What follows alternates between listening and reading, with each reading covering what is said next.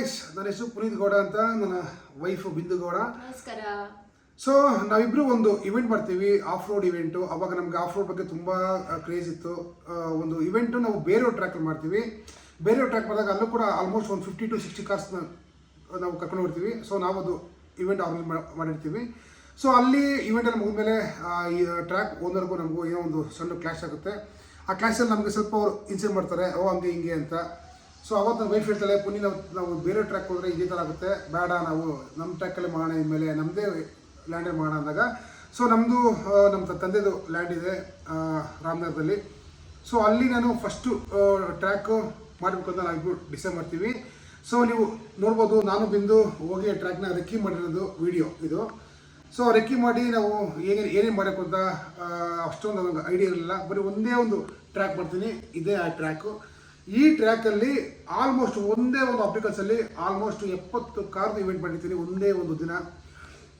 ಆ 70 ಕಾರ್ಗೆ ನಾನು ಒಂದೇ ಒಂದು ಆಪ್ಟಿಕಲ್ಸಲ್ಲೇ ಫುಲ್ ಇವೆಂಟ್ ಮುಗಿಸಿರ್ತೀನಿ. ಬಟ್ ಈ ಇವೆಂಟ್ ಮಾಡೋದಕ್ಕೆ ನಮ್ಮ ಹಳ್ಳಿ ಜನ ತುಂಬ ಸಪೋರ್ಟ್ ಮಾಡಿದ್ರು. ಸುತ್ತಮುತ್ತ 10 ಜನ, ಎಲ್ಲ 10 ಕಡೆ ಊರು ಜನ ಎಲ್ಲ ನೋಡಿ, ನೀವು ಇಲ್ಲಿ ಈ ಮೇಲೆ ನೀವು ನೋಡ್ಬೋದು, ಅಷ್ಟು ಜನ ಎಲ್ಲ ಬಂದು ನಮ್ಗೆ ಅವತ್ತು ಎಂಕರೇಜ್ ಮಾಡ್ತಾರೆ. ಸೊ ಅಲ್ಲಿಂದ ನಮ್ಮದು ಈ ಆಫ್ ರೋಡ್ ಜರ್ನಿ ಸ್ಟಾರ್ಟ್ ಆಗುತ್ತೆ. ಸೊ ನಾನು ಫಸ್ಟು ಆಫ್ ರೋಡ್ ಮಾಡಿದಾಗ ಇಲ್ಲಿ ನೋಡ್ಬೋದು, ನೋಡಿ ಕಾರು ಆಡ್ತಾ ಇದೆ.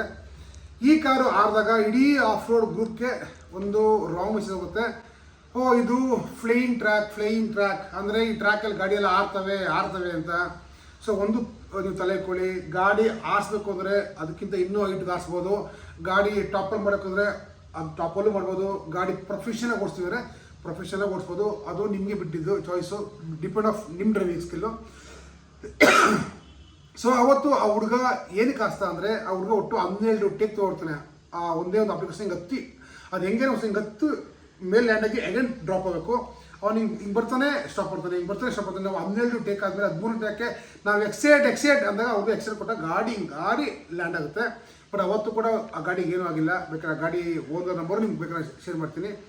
ಸೊ ಇದು ನಮ್ಮ ಟ್ರ್ಯಾಕ್, ನಮ್ಮ ಜರ್ನಿ ಸ್ಟಾರ್ಟ್ ಆಗಿದ್ದು ಯಾವ ರೀತಿ ಅಂತ. ಈ ಟ್ರ್ಯಾಕ್ ಮಾಡಿದಾಗ ತುಂಬ ಜನಕ್ಕೂ ಇದು ಫ್ಲೈಯಿಂಗ್ ಟ್ರ್ಯಾಕು, ಅಯ್ಯೋ ಆ ಟ್ರ್ಯಾಕ್ ಹೆಂಗೋ ಸರಿಯಿಲ್ಲ ಅಂತ ಯಾರು ಅಂದಿದ್ರು ಅವರೆಲ್ಲರೂ ಬಂದು one of the best track ಅಂತ ಹೇಳಿದ್ದಾರೆ.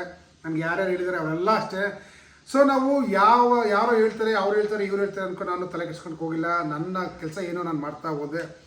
ಸೊ ನಾನು ಈಗ ಟ್ರ್ಯಾಕ್ ಮಾಡಿ ಕರೆಕ್ಟಾಗಿ 15 months ಆಯಿತು. ಸೊ 1 ವರ್ಷ 3 ತಿಂಗಳಾಯಿತು. ಈ 1 ವರ್ಷ 3 ತಿಂಗಳಲ್ಲಿ ನಿನ್ನೆ ಮಾಡಿದ್ದು 35ನೇ ಇವೆಂಟು. ಸೊ ನನಗೆ ನಿಜ ಖುಷಿ ಆಗುತ್ತೆ, ನಾನೇ ಮಾಡಿದ್ದ 35 ಇವೆಂಟ್ಸು ನಮ್ಮ ಟ್ರ್ಯಾಕಲ್ಲಿ ಅಂತ.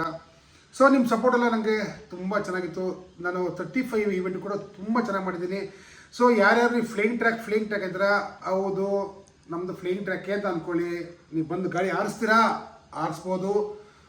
ಪ್ರೊಫೆಷನಲ್ ಆಫರ್ ಮಾಡ್ಬೋದು. ನೀವು ಏನಾದರೂ ನಮ್ಮ ಟ್ರ್ಯಾಕಲ್ಲಿ ಕಾಂಪಿಟೇಷನ್ ಮಾಡ್ಬೋದು. ಸೊ ನಾನು ಹೆಮ್ಮೆಯಿಂದ ಹೇಳ್ಕೊಳ್ತೀನಿ, ನಮ್ಮದು one of the biggest track and safest track. ಎಷ್ಟೆಷ್ಟು ಗಾಡಿಗಳು ಆರಿದೆ, ಒಂದೇ ಒಂದು ಗಾಡಿ ಯಾವುದೂ ಟಾಪಲ್ಲಾಗಿಲ್ಲ. ಸೊ ನಮ್ಮ ಟ್ರ್ಯಾಕು ಆ ರೀತಿ.